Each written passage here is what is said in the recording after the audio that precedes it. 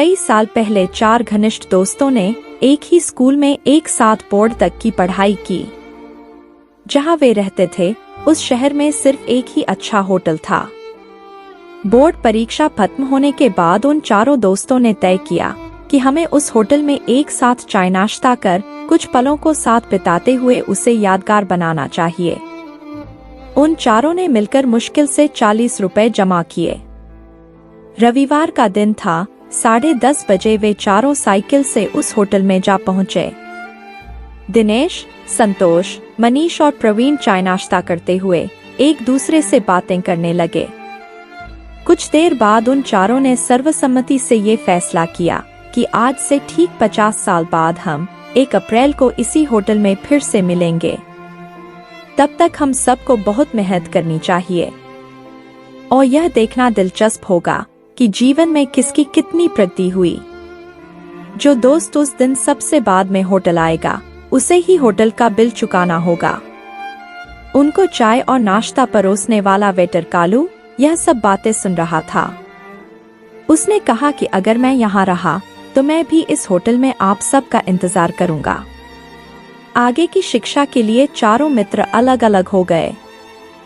दिनेश के पिता के ट्रांसफर होने पर वह शहर छोड़ चुका था। संतोष आगे की पढ़ाई के लिए अपने चाचा के पास चला गया।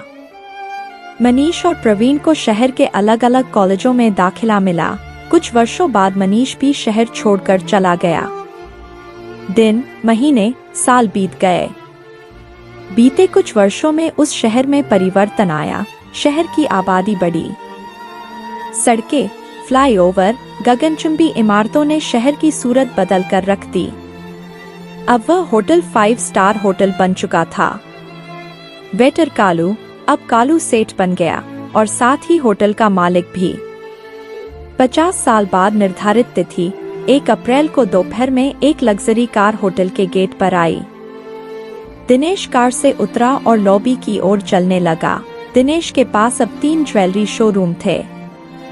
दिनेश होटल के मालिक कालू सेठ के पास पहुंचा। दोनों एक दूसरे को देखते रहे।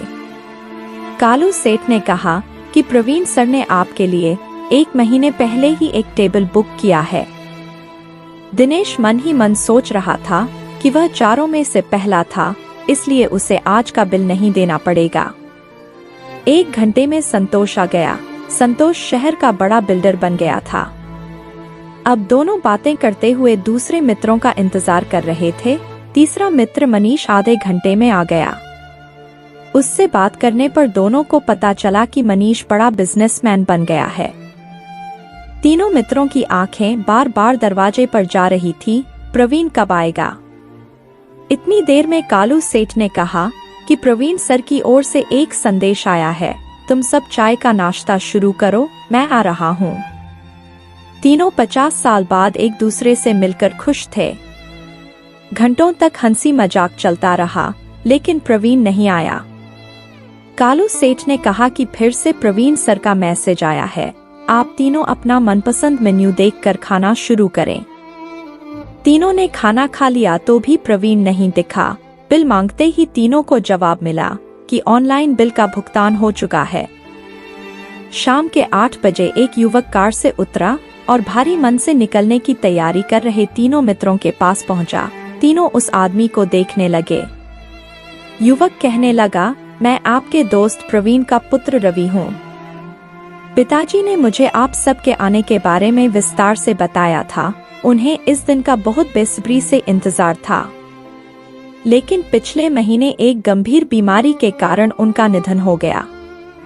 उन्होंने मुझे आप लोगों से आज के दिन कुछ देर से मिलने के लिए कहा था, ताकि आप लोगों को ये तुरंत मालूम न पड़ जाए कि उनका निधन हो चुका है। उनका मानना था कि ये जानकर आप सबको बहुत दुख होगा और तब उनके दोस्त सह नहीं पाएंगे और वे इतने अरसे के बाद एक दूसरे से मिलने की खुशी खो देंगे। इसलिए उन्होंने मुझे देर से आने की सख्त हिदायत दी थी। उन्होंने मुझे उनकी ओर से आप सबके पैर छूकर गले लगाने के लिए भी कहा था। ये कहते हुए रवि ने अपने दोनों हाथ फैला दिए। आसपास के लोग उत्सुकता से इस दृश्य को देख रहे थे। उन्हें लगा कि उन्होंने इस युवक को कहीं देखा है। रवि ने फिर कहा कि मेरे पिता एक आदर्श शिक्षक बने और मुझे पढ़ाकर कलेक्टर बनाया। आज मैं इस शहर का कलेक्टर हूँ। सब चकित थे। कालू सेठ ने कहा कि अब 50 साल बाद नहीं, बल्कि हर 50 दिन में हम अपने होटल में बार बार मिलेंगे और हर बार मेरी तरफ से एक भव्य पार्टी होगी। सभी ने एक दूसरे को गले से लगा लिया। दोस्तों, इस कहानी से हमें यह सीख मिलती है कि अपने सगे संबंधियों और दोस्तों से मिलते रहे। उनसे मिलने के लिए बरसों का इंतजार ना करें। ना जाने कब किसकी बिछड़ने की बारी कब आ जाए और पता भी नहीं चले। अपनों के हमेशा करीब रहें और उन्हें अपने साथ होने का भावनात्मक एहसास दे। क्या भरोसा है जिंदगानी का, आदमी बुलबुला है पानी का। आशा करते हैं दोस्तों कहानी अच्छी लगी होगी। अगर यह कहानी आपको अच्छी लगी है तो हमारे चैनल को सब्सक्राइब और वीडियो को लाइक जरूर करें।